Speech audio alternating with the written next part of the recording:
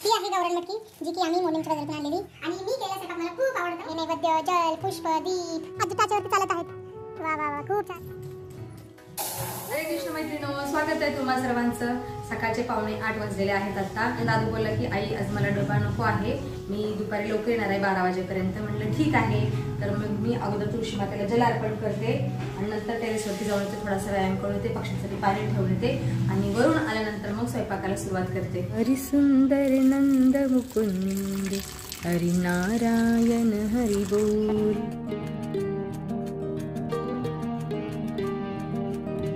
मी इथं भाजी बनवायची तयारी पण केलेली आहे. इथं भाज्या स्वच्छ धुवून ठेवलेल्या आहेत आणि आता खीर बनवत आहे. आज गुरुवार आहे, मी काहीतरी गोड बनवत असते प्रत्येक गुरुवारी आणि आमच्या लक्ष्मी मातेची पूजा करत असते. इथं कारलं पण चिरून ठेवलेलं आहे. ह्या डेचकीमध्ये मी तूप टाकलेलं आहे थोडंसं. आता याच्यामध्ये रवा टाकते. रवा चांगला भाजलेला आहे. आता याच्यामध्ये दूध ओतते.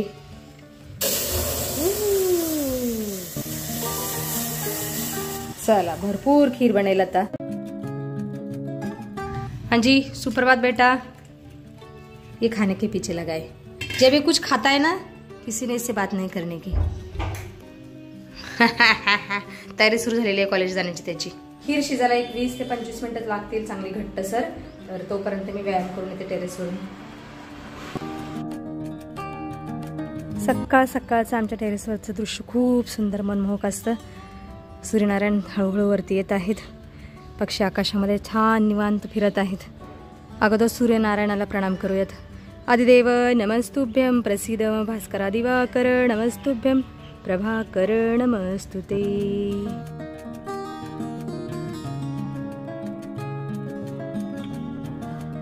जी पण आलेला आहेत फिरायला. कितवी फेरी आहे? पहिलीच म्हणजे आत्ताच आलेले आहेत. चला मी पण आज लवकर आले आजी. स्वयंपाक स्वयंपाक नाही केला पण आज. आता व्यायाम करते मग जाते स्वयंपाक करायला. आज श्रीकांतचा डब्बा नाही, मग तो म्हणला आई मी लवकर येणार आहे दुपारी 12 वाजता. म्हणलं ठीक आहे, आल्यानंतर करता येईल. चला आता पक्ष्यांना पाणी ठेवते अगोदर.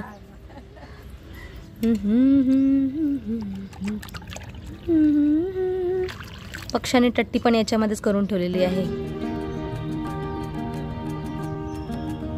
आता मी पण पटपट व्यायाम करून घेते.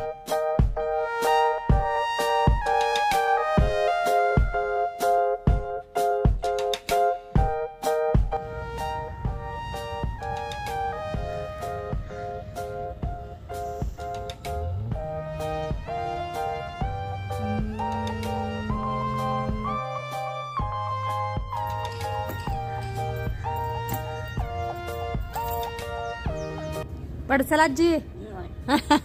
आजी टाचेवरती चालत आहेत. वा वा वा खूप छान.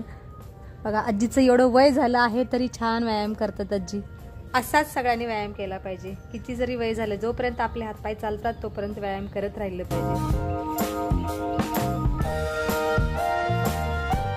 चलो चले घर चले हम. फोंडेजींची काय तयारी झालेली आहे? फोंडेजी कहाँ पर हो आप? पाणी आणायला गेलेले आहेत फोंडेजी. इथं ठेवते बाटली. वा वा वा खीर सुद्धा चांगली शिजलेली आहे आणि भरपूर आटलेली आहे. नंतर खमंग वास येत आहे. आता याच्यामध्ये साखर आणि इलायची टाकते. चला तर मग आता पटपट स्वयंपाक करून घेते, नाहीतर फोंडेजीला उशीर होईल.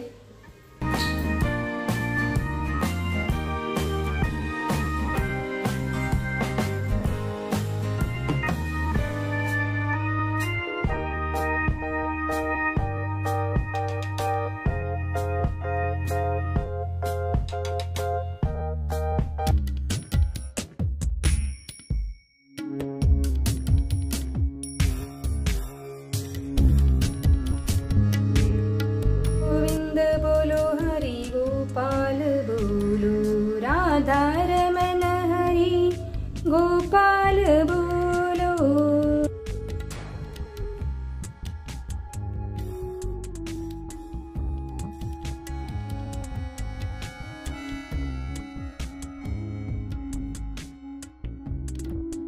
माझा सगळा स्वयंपाक आता झालेला आहे आणि आज गुरुवार आहे. मी लक्ष्मी मातेची पूजा करत असते. अगोदर आता पूजा करते, नंतर मग आम्ही जेवण करायला बसतो. चला तर मग मी ह्या पूजेच्या ताटामध्ये सगळं ठेवलेलं आहे. नैवेद्य, जल, पुष्प, दीप.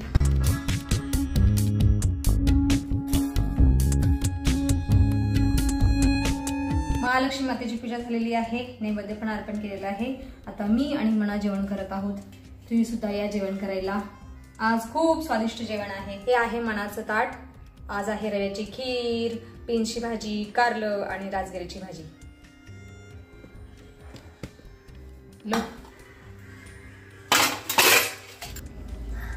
स्वादिष्ट भोजन झालेलं आहे आमचं.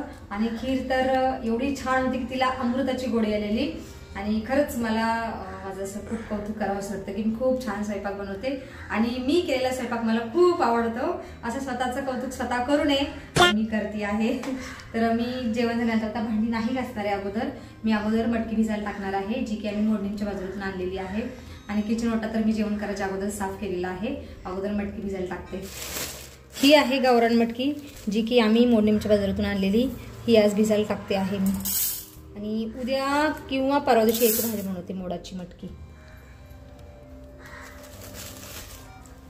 बस हो गई, इसमें पाणी डाल के रखती हूँ. चला आता ही संध्याकाळपर्यंत चांगली भिजेल 7-8 तासामध्ये. चला आता थोडा वेळ आराम करते म्हणजे काय, वज्रासनात बसते. फोन तर वापरू शकत नाही कारण लाईटच नाही, वायफाय बंद आहे. 5-10 मिनिट वज्रासनात बसते आणि त्याच्यानंतर मी भांडी घासते. वज्रासनामध्ये बसते आणि हळू हळू हळू. नाही बेटा, आपल्या गेटच्या समोर घोडा आलेला आहे. प्रियाला बघते. दुपारचे 1 वाजले आहेत. आता दादू बोलला की मी 12 पर्यंत येतो. आणखी नाही आला. मला वाटतं आज पुन्हा आणखी काहीतरी बुसकट खाऊन येतो. बुसकट म्हणजे वडापाव, बर्गर असं काहीतरी.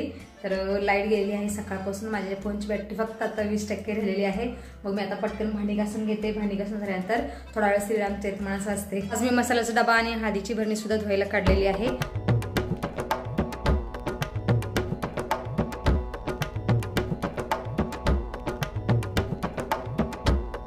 चला तर मग भांडी सुद्धा धुवून झालेली आहेत माझी. और ये लड़का सातों आसमान घूम रहा है. झोपला बिंदास्त. श्रीराम श्रीराम श्रीराम.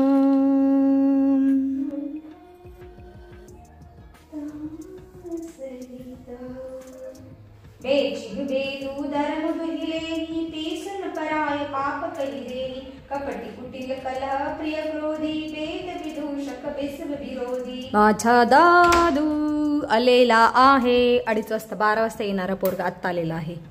कहा था तू इतनी देर?